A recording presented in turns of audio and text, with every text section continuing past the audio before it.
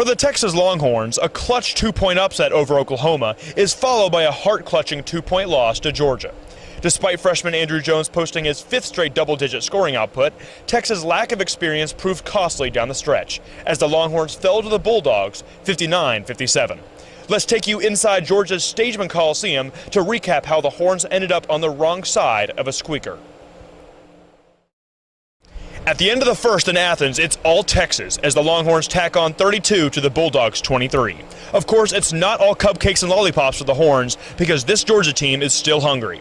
The Bulldogs come out of the gate swinging in the second half as J.J. Frazier swings the lead to the home team. And when it rains, it pours. Mayton finds Parker, Parker finds the bucket, and Georgia is extending that lead. Texas is not going away easy though. Andrew Jones hits it from long range, pulling the Longhorns within one. What does Georgia do next? Give it to your best player and watch what happens.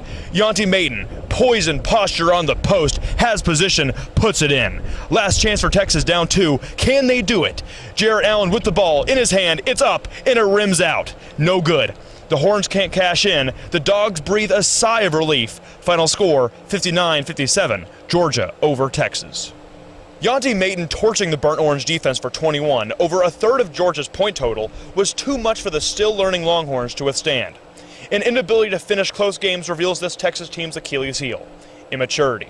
There is no doubting that Texas has made progress this year, but head coach Shaka Smart still has his eyes set on areas for improvement. Two things. One, as a team, we have to continue to, because I think we have made strides, but continue to play more for each other and help each other more on the floor, be the best we can be. And then the second thing would be probably more specific, is in those last 5-6 minutes of the game, when we're in close games, we've got to a little bit better, solid on D, take care of the ball, make our free throws. And if we can make strides in those areas, that late game stuff, and then also playing for each other and understanding, you know, we all have this in common, and this is what we're playing for, then, you know, I would feel like, hey, we've made some real strides. Although Smart emphasizes direction, it's easy for an 8-13 team to become aimless when rounding out their season. Players tend to look forward and imagine next year's possibilities. But for Texas, the time for winning is now. You know, we always tell players this time of year, particularly young players, to try to fight the urge or the tendency to say, well, next year I'm really going to do this, or I'm going to be this much better with a whole off season in the weight room.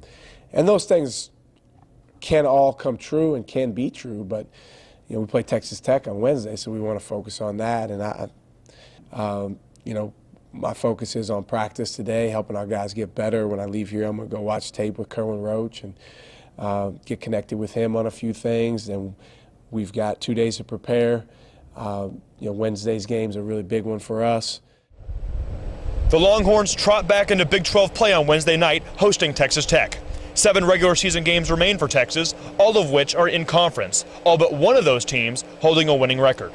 It's a daunting task for the growing Longhorns, but Coach Smart wouldn't want it any other way. Yeah, I think it always is a chance to get some momentum going, because, you know, when you're in a competitive league like we are, where every game is going to be really challenging, the flip side of that is, you know, if you can play well and find a way to win, then it's something that you can feel good about and build on. And then you try to go 1-0 the next time. Texas could possibly make a late season push, thus building momentum for the offseason and for the recruiting trail. If they learn to understand Coach Smart's 3 lessons, watch out, they just might. But for Saturday's Big 12 SEC Challenge game, the Georgia Bulldogs down your Texas Longhorns 59-57. From UT Austin, Nick Walters, TSTV.